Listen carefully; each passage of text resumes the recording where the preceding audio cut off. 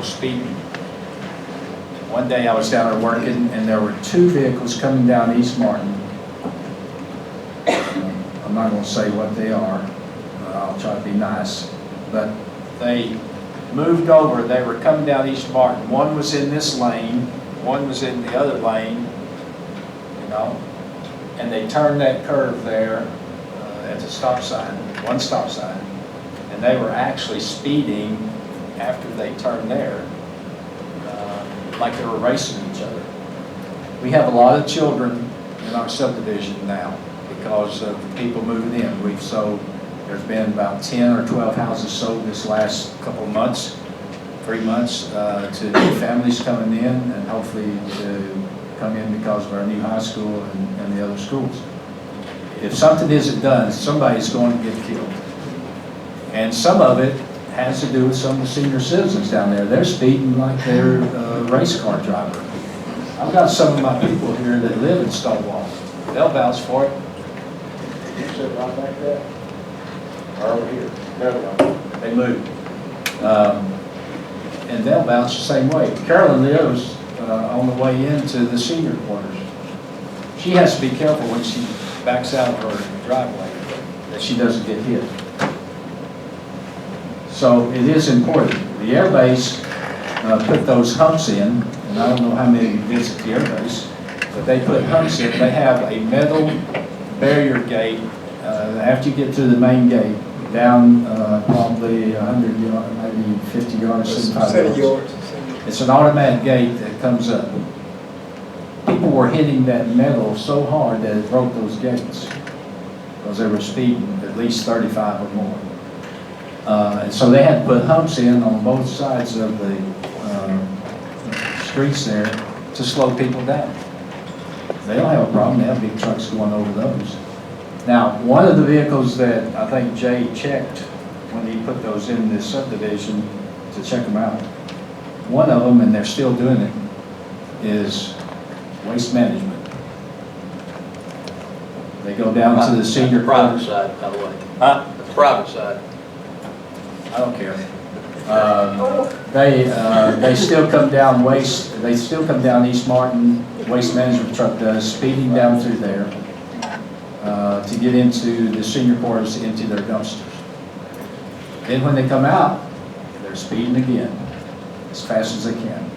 UPS does it.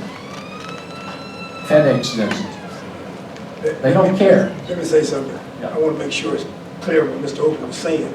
It's the private waste management, not to see the Jacksonville's waste management. Right. I want to make sure it's clarity in that. So the No, paper writes it, we don't want to. His people don't do that because I'll call Yeah. them. Well, we thank you, Mr. Moore. Thank you so Okay. much. Thank you. Appreciate it. So we wanted to present that, and those who are from Stonewall, you pass the word, we try to get this thing done and do what we can do. We'll look at the budget to see what we can do. If not, I'm good for about a little number and that probably the other half. So we just want to get it done. That's out of my pocket. That's it. Anything else that a council member has for anybody? I have additional business. Okay. Items for the, or an item for the agenda next meeting. The fireworks ordinance needs to be on the agenda. Also, I would like for us to resume consideration of ordinance 1584, which was laid on the table, and it to come off to be returned to committee for update. And that is a requirement for out-of-state landlords to have a qualified local representative. Are you suggesting we put a group of 2 or 3 council members together to discuss that? Yes, please. Okay. Anybody volunteer to be on that committee? I will. I will. Okay. And probably 3's enough, so all right, we'll take those. All right, thank you, Les. Also, I think we probably have a little bit of business for the Rules Committee, some things that have come up that need a little attention paid to, and probably some education. So, We'll discuss it next meeting. actually, I'd like for the Rules Committee to get together before that. Okay. And who's on, do you remember who all that is? And y'all remember, you'll notify them? I will go through the city clerk and notify them. Okay, that's a good idea. Okay. Anything else, council member? Any other council member has something? I have something I'd like to say. I'm saying this to the city council, my fellow council members, all elected officials, and the citizens of Jacksonville. Just bear with me, folks. Integrity, the quality of being honest and having strong moral principles, also described as being honorable, good ethics, having virtue, decency, fairness, truthfulness, and trustworthiness.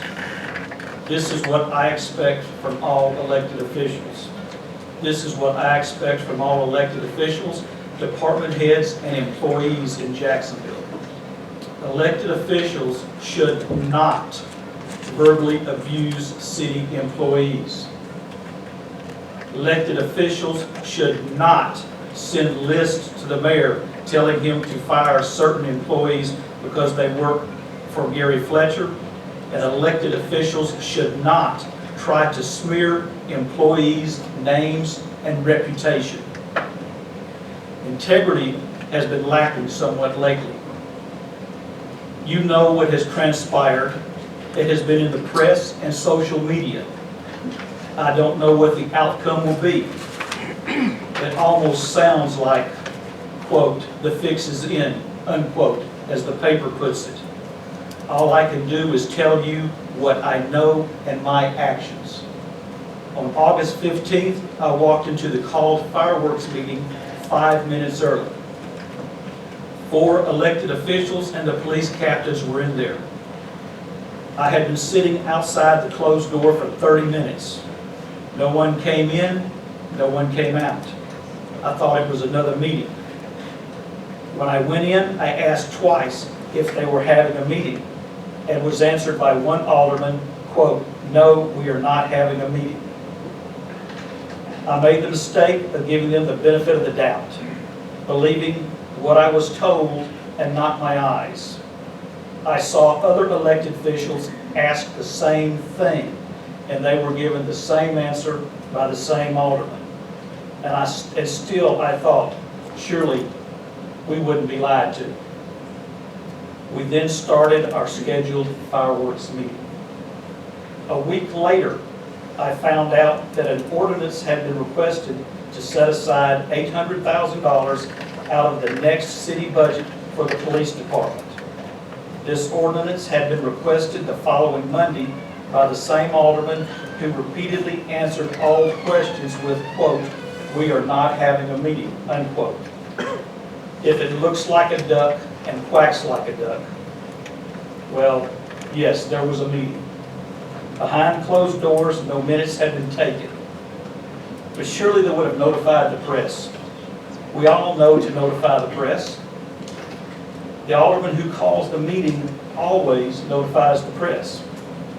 When I went home after finding out about the ordinance request, I called the local press to ask them if they had been notified about the 4 p.m. meeting that had occurred on August 15th. The answer was no. They had only been notified about the 4:45 p.m. meeting. The press then started asking me questions about the 4 p.m. meeting, and I told them what I knew from going inside and the answers I had received. A couple of days later, the press asked me if I had seen the answer to Mr. Blevin's FOIA request, and did I want them to send it to me. This is how I got the FOIA information. I was torn. The FOIA information clearly showed an intent of some people to come early and discuss city business, quote, on the download, unquote. A clear violation of FOIA laws. I had been lied to. We had all been lied to. I have never seen anything like this happen in all my years on the city council. Some people I had considered very good friends were involved in this.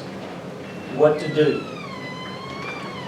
All elected officials, city employees, and mostly important to citizens of Jacksonville, understand that my loyalty goes to the citizens of Jacksonville, not to the alderman, not to the mayor, not to any elected official, but to the citizens.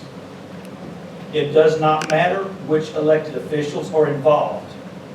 It does not matter which department or subject is involved. I would take the same actions with faced with such blatant violations of the law.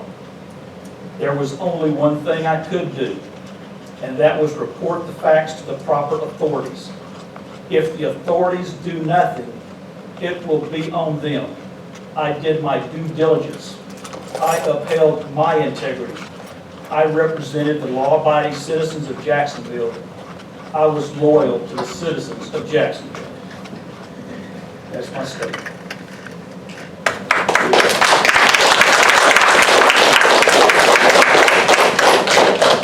Any other